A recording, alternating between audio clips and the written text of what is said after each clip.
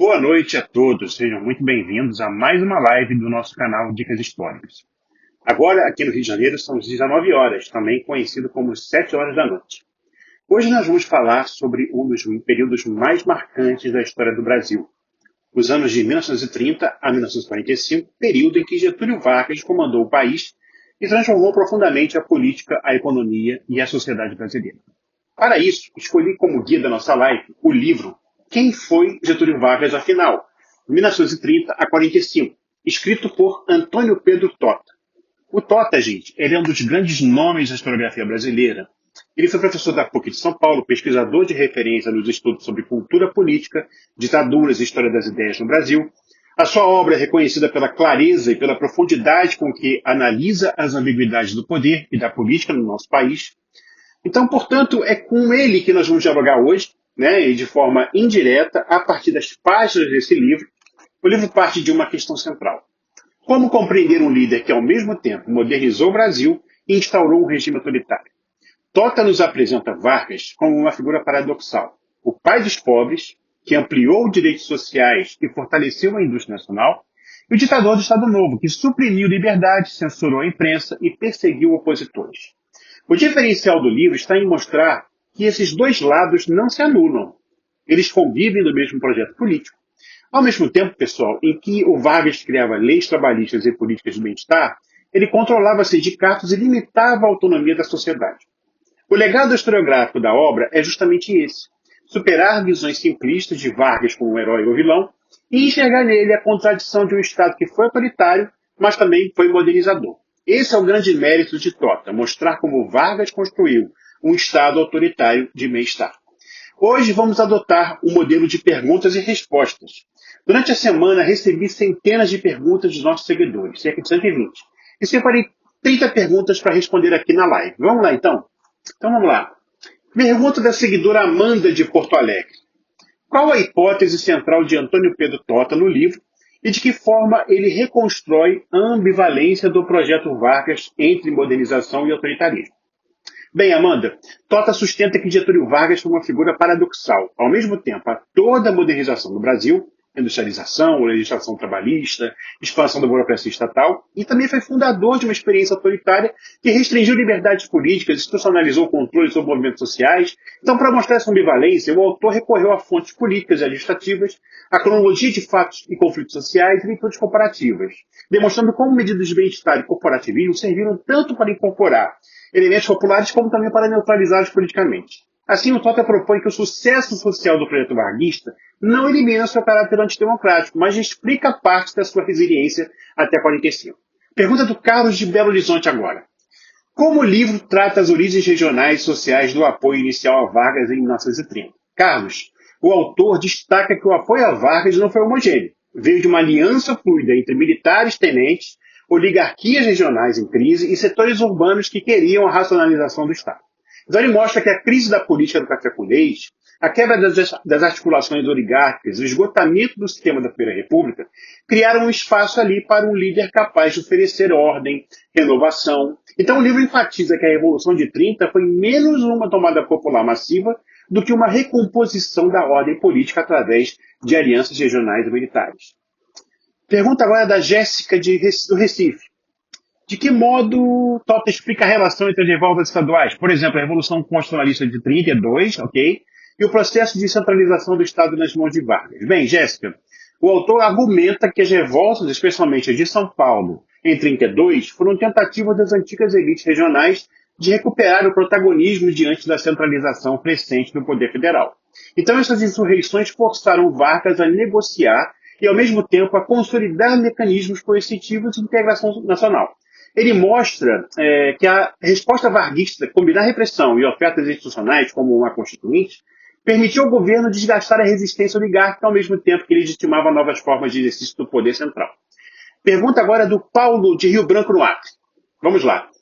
Como o autor caracteriza a Constituição de 34 e sua função política na trajetória de Vargas? Paulo, o autor descreve a Constituição de 34 como uma vitória temporária do projeto de legitimação política. Então, ela representa uma tentativa de institucionalizar reformas sociais e modernizar o Estado sem solucionar as contradições de poder. A Carta de 34 concedeu maior centralidade ao Executivo e criou mecanismos corporativistas que facilitaram a posterior a captura autoritária. Né? Então, a gente só te falava, a gente pode dizer que a leitura do livro, que a Constituição foi um instrumento de conciliação e também de contenção.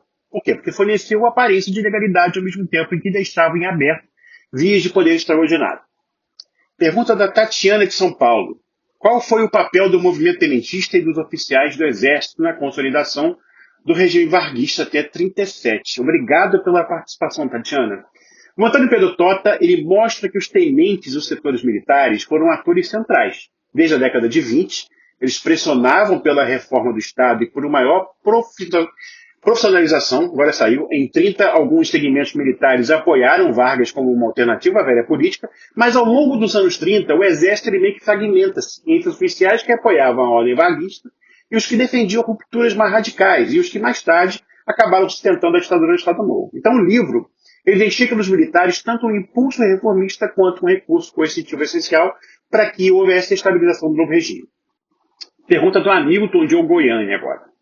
Como o autor fala da intentona comunista 35, é mais ou menos isso, Bem, olha, Milton, o autor interpreta a intentona comunista como um episódio de pouca magnitude militar, mas de grande importância simbólica. Então o levante foi duramente reprimido, Vargas explorou a ameaça comunista para justificar medidas de exceção, reforços de repressão e habilitação do aparato de segurança. Esse episódio facilitou a construção de um discurso de emergência nacional que pavimenta o caminho para o golpe de 77, ao ligar oposição democrática a supostas tramas subversivas. Agora a pergunta da Maria Alice de Fortaleza. Bem, explique o chamado Plano Cohen e como, segundo o autor, ele foi instrumentalizado para o golpe de 37. Obrigado, Maria Alice, por essa pergunta. Eu sabia que você ia fazer essa.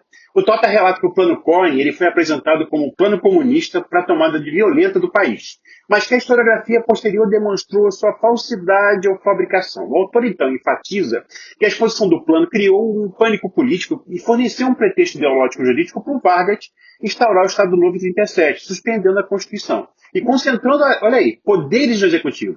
Para ele, o episódio ilustra como a manipulação de informações de segurança interna pode legitimar rupturas constitucionais. Pergunta agora do Jefferson de Blumenau. Isso. Quais as principais características do Estado Novo, segundo a visão do autor? Valeu, Jefferson. Vamos lá. Tota descreve o Estado Novo como uma ditadura de base centralizadora e corporativa, ou seja, institucionalizou a censura, o controle das associações, criação de sindicatos oficiais e uso intensivo de uma propaganda forte e papel do executivo. Ao mesmo tempo, ele incorporou políticas de bem-estar social, estimulou a industrialização, o que lhe confere ali uma legitimidade popular suficiente para sobreviver por anos. Então, o autor chama a atenção para esse caráter paradoxal, autoritarismo político combinado com modernização econômica e social. Pergunta da Luciana de Brasília. Vamos lá. De que forma o autor analisa a política trabalhista varguista, em especial a consolidação de direitos e o controle social? Boa pergunta, Luciana. O Tota mostra que Vargas construiu um arcabouço legal trabalhista que combinou proteção formal, salário mínimo, jornada de legislação sindical, com forte controle estatal sobre os sindicatos, transformando eles em instrumentos de integração social e de supervisão política. Então a estratégia varguista foi incorporar a classe trabalhadora e por meio de benefícios e direitos, enquanto que a sua capacidade autônoma ficou ali meio que sob aviso. Essa dupla operação explica a durabilidade do apoio ao regime Vargas. Pergunta agora de Juan Soto de Buenos Aires, olha aí. Como o livro discute a modernização econômica e industrialização no período de 30 a 45 e o papel do Estado nesse processo? Dicas históricas aí em terras argentinas. Obrigado, Juan, pela audiência. Bem, o autor ele destaca que o Estado passou a agir como um agente direto na industrialização, protegendo então a indústria nascente, promovendo obras de infraestrutura e em certos setores ali assumindo a iniciativa direta. Então, houve uma proteção tarifária, preferência por indústria nacional e políticas de crédito que favoreceu, então, a substituição de importações. Ele sublinha que essa modernização ela foi seletiva, frequentemente voltada para os setores que reforçavam a autonomia estratégica do país, mas que também, olha aí, dependia de articulações de capital internacional e foram condicionantes externos. Pergunta da Clarissa de Ribeirão Preto. Vamos lá. Que paradoxos e contradições o autor identifica na política de bem-estar e a continuidade de práticas autoritárias? Ótima pergunta, Clarice. O Tota argumenta que o Estado providenciou benefícios concretos, leis trabalhistas, políticas salariais, que concedeu um regime de autonomia política. Os direitos ao reconhecimento estatal, controle, disciplina sindical. O paradoxo, então, está na coexistência de avanço social, limitando a supressão da autonomia política. Então, um Estado autoritário de bem-estar que amplia direitos sem abrir espaço para a participação democrática. Pergunta do Jorge Eduardo de Natal. Como o autor trata a questão da propaganda e controle da informação durante o Estado Novo? Jorge, o Tota analisa o uso sistemático da propaganda como uma ferramenta de legitimação e construção de consenso. Vamos lá. O governo centralizou a comunicação, criou departamentos de imprensa e manipulação de imagens e investiu ali na narrativa do líder providencial. A censura e a regulamentação serviram para uniformizar o discurso nacional e evitar dissensos. Com ele, o controle simbólico e o controle material, eles andaram juntos para quê? Para consolidar o regime. Pergunta da Juliana Maria de Caxias do Sul. Qual a avaliação de Tota sobre as relações entre Vargas e movimentos de direita? Por exemplo, integralismo. Boa pergunta, Juliana. Vamos lá. O autor mostra que Vargas oscilou entre aproximação tática e repressão. Os integralistas atraíram parcelas da sociedade pela retórica nacionalista, mas acabaram sendo contidas ali quando ameaçaram o monopólio varguista do poder. O autor ele sublinha, tá, que a política varguista foi pragmática. Optar quando útil, né, ali tendo relacionamento com a extrema-direita, mas revela a lógica de manutenção do poder mais uma lógica de manutenção do poder do que uma afinidade ideológica. Pergunta de Ricardo José de Salvador. Como o livro articula o impacto da Segunda Guerra Mundial sobre o regime varguista e suas contradições internas? Alô, Salvador. Bem, o Tota explica que a Segunda Guerra aprofundou dilemas do Estado Novo. Por um lado, o alinhamento com os aliados e demanda por matérias-primas e bases estratégicas trouxe ali ganhos econômicos e internacionalização do projeto de Estado. Por outro lado, a guerra reforçou pressões pela liberação política, sobretudo ali a experiência antifascista global, e expôs as contradições entre a retórica democrática dos aliados e a repressão interna no Brasil. A participação brasileira ao lado dos aliados na entrada da guerra ajudou ali a demandar a abertura política que culminou depois no golpe de 45. Pergunta da Maria Eduarda de Ouro Preto, Minas Gerais. Explica a evolução das elites econômicas e políticas diante da centralização varguista. Foi adaptação ou resistência? Ou cooptação, está aqui. Olha, Maria Eduarda, o autor defende que as elites reagiram de formas variadas. Houve setores que colaboraram e se beneficiaram das novas estruturas estatais, outros que resistiram, como, por exemplo, o Núcleo Paulista, 32, e parcelas que foram gradualmente cooptadas ali por incentivos e contatos estatais. Veja, a centralização fragmentou a velha coalizão oligárquica, gerando ali acomodação e renovação das elites sob novos termos de inserção no Estado moderno. Boa pergunta mesmo. Pergunta agora de José Carlos, do Rio de Janeiro. Quais instrumentos institucionais e legais Vargas utilizou para construir um modelo corporativo de representação social? Bem, o Tota explica que o governo criou uma legislação que reconhecia sindicatos oficiais, negociava coletivamente, implantou organismos que agregaram representantes oficiais de categorias, integrando eles no Estado. Esses mecanismos limitaram o associativismo autônomo, ao mesmo tempo que forneceram canais institucionais de negociação e mediação, tornando o Estado mediador, árbitro único das demandas sociais. Pergunta agora da Ana Cristina de Paraisópolis, São Paulo. Como o autor avalia a administração pública varguista e sua profissionalização burocrática? Ana, o Tota aponta que houve uma expansão e modernização da máquina pública, criação de ministérios, profissionalização de setores técnicos e uso crescente de especialistas para políticas econômicas e sociais. Agora, essa racionalização, veja, coexistiu com práticas clientelistas e política personalista. A burocracia cresceu, capacidade técnica, mas subordinada ao uso político de uma política central. Pergunta agora do Kleber de Macapá. Que lugar o autor dá à cultura política e à construção da narrativa nacional durante o período varguista?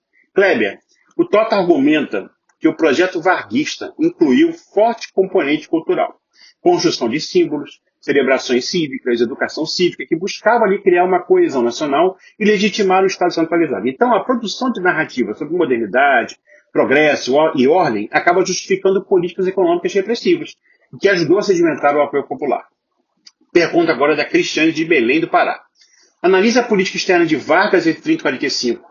Segundo o autor, houve uma continuidade ou uma ruptura da República Velha? Cristiane, primeiramente eu gostaria de dizer o seguinte, o termo República Velha não é mais utilizado na historiografia, mas passou-se a se chamar Primeira República. Respondendo a sua pergunta, o Tota vê a política externa varguista como pragmática e orientada ali por interesses econômicos e estratégicos. Embora mantivessem vínculos com tradições de diplomacia brasileira, houve uma mudança significativa na aproximação com os Estados Unidos, especialmente durante a guerra, e um maior ativismo do Estado em questões de desenvolvimento econômico. Então, a gente pode dizer que há continuidade institucional, mas há mudança de ênfase e protagonismo do Executivo. Obrigado aí pela sua pergunta, foi bem interessante. Agora uma pergunta do Marcelo de Vitória, Espírito Santo.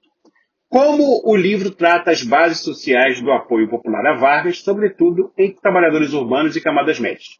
Bem, Marcelo, o autor mostra que o apoio popular decorreu de medidas concretas, legislação trabalhista, regulação salarial, obras públicas e também de uma retórica nacionalista que incorporava símbolos populares. As camadas médias, por sua vez, viram ali no Estado um agente de ordem e modernização que garantia serviço e oportunidades. Mas veja, essa base social não era monolítica. Era suficientemente ampla para conferir ao regime uma legitimidade, ainda que limitada politicamente. Pergunta da Rafaela de Cabo Frio. Vamos lá. Quais são os principais pontos fortes, metodológicos e as fontes utilizadas pelo autor para sustentar as suas interpretações? Bem, o autor usa a combinação de fontes primárias, arquivos administrativos, jornais, relatórios e a análise secundária historiográfica para reconstruir processos locais e nacionais. O diferencial metodológico está em articular estudos regionais com uma narrativa nacional, observando ali tanto decisões de elite quanto as reações sociais. Então o livro ele equilibra ali uma mistura interpretativa, tornando ali apto para especialistas e também para o público em geral. Pergunta do Ricardo de Campinas. Que críticas historiográficas o autor faz ou quais ele reabre? Qual a avaliação dele como Vargas como o pai dos pobres? Bem, Ricardo, o Tota ele usa versões simplistas, né? Vargas não era só um demagogo, ele propõe uma leitura mais complexa, mostrando as políticas sociais e institucionais eram estratégicas e ambíguas, elas incorporavam, mas também disciplinavam. Então, o pai dos pobres é reinterpretado como um líder que construiu tutela e benefícios, mas cujo projeto não suprimiu o domínio político do Estado. Pergunta da Carla, de Campo Grande, Mato Grosso do Sul. De que maneira o livro aborda o papel das mulheres e das políticas sociais de gênero no período? Excelente pergunta, Carla. Embora o foco principal do autor seja a política nacional e o movimento de massas, ele destaca que as políticas sociais tiveram efeitos diferenciados por gênero. Então, a legislação trabalhista e algumas proteções atingiram mais diretamente trabalhadores masculinos urbanos, enquanto que as mulheres, muitas vezes, elas foram incorporadas de forma limitada e paternalista. O Tota indica a necessidade de pesquisas complementares sobre essas experiências femininas e as políticas de assistência. Pergunta do Rafael de Manaus. Como o autor relaciona a questão do desenvolvimentismo precoce no Brasil com as opções políticas do Estado Novo? Bem, o Tota identifica no Estado Novo uma protoforma, podemos chamar assim, de desenvolvimentismo, intervenção direta, planejamento parcial e investimentos em setores estratégicos. O regime articulou objetivos de industrialização com recursos estatais e com alianças internacionais durante a guerra, tá? Criando precedente para o modelo desenvolvimentista que viria depois. Agora, ele faz questão de ressaltar que essa orientação nasceu em um contexto autoritário, o que moldou prioridades e modos de implementação. Pergunta da Kelly, de Curitiba. Que papel tiveram as políticas fiscais e de crédito no estímulo à indústria entre 30 e 45, segundo o autor? Kelly, o Tota mostra que os instrumentos fiscais, subsídios e facilitação de crédito público foram fundamentais para dar suporte à indústria nascente. O Estado utilizou incentivos para atrair investimentos e promover setores selecionados. Essas medidas reduziram os custos de instalação e criaram um ambiente ali propício para a substituição de importações. A guerra, então, ao interromper os fluxos comerciais, acabou acelerando esse processo. Então, para ele, as políticas de crédito foram centrais na transição para uma economia menos exportadora. Pergunta do Jaime de João Pessoa. Como o livro analisa a crise política que levou ao golpe de 45 e a deposição de Vargas? Jaime, o autor explica que a combinação de desgaste interno, pressões do próprio conjunto militar, setores médios e elites econômicas e demandas pela democratização no pós-guerra, acabou por minar o apoio ao regime. Então, a condição internacional, vitórias aliadas e o discurso antifascista fortaleceu os apelos pela retomada de liberdades. Então, o golpe depois de Vargas em 45 ele foi fruto de uma confluência entre pressões institucionais e circunstanciais externas que tornaram insustentável a permanência do presidente no poder. Pergunta da Mariana de Aracaju. Quais continuações e que rupturas o autor identifica entre o período de 30 a 45 e as fases subsequentes do Brasil político e econômico? Mariana, o Tota indica que há continuidade em estruturas estatais e em políticas industriais que sobreviveram ao fim do Estado Novo, assim como na legislação social que foi mantida. Agora, o retorno à democracia e a reconstrução de partidos e o espaço público significaram rupturas políticas relevantes. Então, o legado institucional do varguismo, burocracia, corporações e empresas estatais, continuou a moldar a vida econômica mesmo no regime mais plural. Pergunta do Flávio, de Maceió.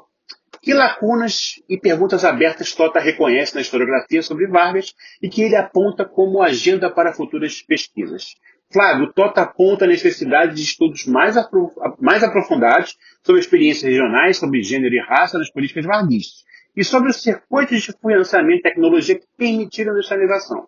Ele sugere também pesquisas sobre a relação entre propaganda cultural, adesão popular e análises comparativas com regimes autoritários contemporâneos. Então, ele reconhece que a compreensão do varguismo ainda requer uma investigação em níveis locais e sociais. Pergunta da Cíntia de Florianópolis. Como o autor posiciona sua leitura em relação a interpretações que veem Vargas como populista versus as que veem como estadista modernizador? Ótima pergunta, Cíntia.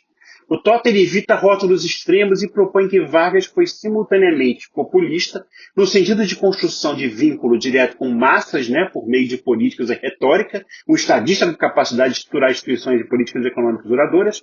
A posição do autor é dialética. O varguismo conjuga práticas de liderança carismática com construção de aparelho estatal e políticas de longo prazo. Pergunta do Fabiano de São Luís do Maranhão. Que avaliação conclusiva o autor apresenta? Vargas foi principal responsável pela modernização do Brasil entre 30 e 45? E se sim, a que custo democrático? Bem, Fabiano, Tota ele conclui no livro que Vargas teve papel decisivo na modernização do país. Criou, promoveu a industrialização, garantiu direitos trabalhistas, mas que isso ocorreu a um custo democrático bastante significativo. Liberdades civis suprimidas, controle sobre atores sociais e o uso de mecanismos de exceção. Então, o legado, eu diria que é ambivalente. Houve avanços econômicos, socioeconômicos duradouros, que foram acompanhados de um modelo autoritário de gestão pública. É isso, gente. Chegamos ao fim da nossa live. Falamos sobre a Era Vargas, através de perguntas que foram enviadas para a gente aqui. Se há uma lição que podemos levar daqui é que a história nunca é feita de respostas fáceis. O Vargas não foi apenas um ditador, nem apenas um estadista. Ele foi as duas coisas ao mesmo tempo. E é justamente essa ambivalência que ajuda a explicar a força do seu legado político. Lembro que as perguntas foram enviadas com base na divulgação que nós fizemos deste livro aqui. Quem foi Vargas Afinal, do Antônio Pedro Tota, livro publicado pela editora Contexto. O livro está disponível para aquisição no site da Contexto, na Amazon e na livraria mais próxima da sua casa. Quero agradecer também a todos que acompanharam até aqui essa live. Espero que essa reflexão tenha provocado novas perguntas e inspirações a vocês. Se você gostou da live, dê o seu like nesse vídeo, inscreva-se no canal, ative as notificações e compartilhe isso, porque isso ajuda a ampliar o debate público sobre esses temas que muitas vezes permanecem invisíveis. Não se esqueça de seguir o Dicas Históricas também no Instagram. Para você que chegou ao final dessa live também, eu peço que você escreva no campo do chat a palavra Vargas, tá bom? Assim eu vou saber que você chegou até o final. É isso, pessoal. Boa noite e até a próxima live. Tchau, tchau.